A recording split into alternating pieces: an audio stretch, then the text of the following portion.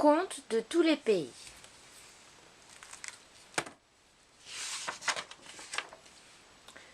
Texte adapté par Béatrice Solo, illustré par Michel Danon, Pierre Fassel, Jean Giannini, Maya Philippe, Violaine Hulme. Contes d'Europe. Wolfgang, frère des loups. Dans le château de Ribeauvillé, la princesse Cunégonde, échappant à la terrible surveillance de son père, épousa en secret le chevalier Hugues. De cette union naquit un garçon. Par crainte que leur amour ne soit découvert, les deux époux abandonnèrent l'enfant dans les douves du château, avec l'espoir qu'un domestique le découvrirait et en prendrait soin. Mais c'est une louve qui le trouva. Apitoyée par ses cris, elle l'emporta dans son refuge où elle s'occupa de lui. Tandis qu'il grandissait dans la forêt au milieu des louveteaux, la princesse Cunégonde, après avoir avoué son mariage à son père, vivait désormais sans se cacher avec le prince Hugues, son époux. Un matin d'automne, au cours d'une partie de chasse, ce dernier aperçut l'enfant qui jouait avec des louveteaux. À la médaille qu'il portait au cou, il reconnut que cet enfant était le sien. Tout heureux, il le ramena au château. Cunégonde donna à leur fils retrouvé le nom de Wolfgang. Élevé par les loups, Wolfgang ne s'habitua pas à sa nouvelle vie.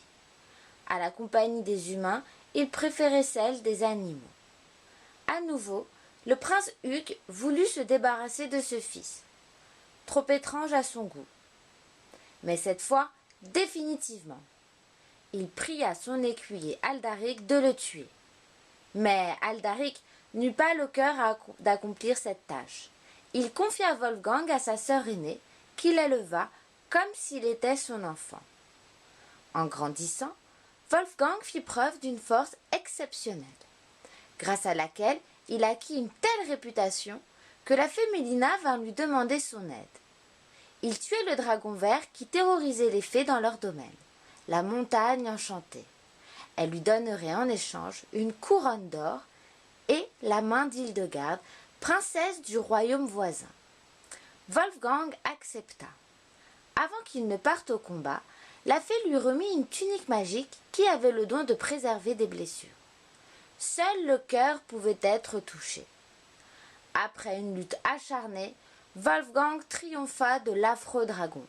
Il épousa Hildegarde dans le plus grand bonheur, jusqu'au jour où sa tendre femme lui demanda comment il parvenait à éviter toute blessure. Il lui montra sa tunique magique qui le préservait, excepté à l'endroit du cœur. À cette place, elle broda une croix en or et recommanda à l'écuyer de son mari de veiller à ce qu'aucun coup ne s'y porte. Mais, connaissant désormais le point faible de son maître, l'écuyer perfide et jaloux attaqua un jour celui-ci par surprise et lui transperça le cœur de sa lance. Ainsi disparut Wolfgang, ami des loups et homme de courage, dont l'esprit hante à jamais les monts alsaciens.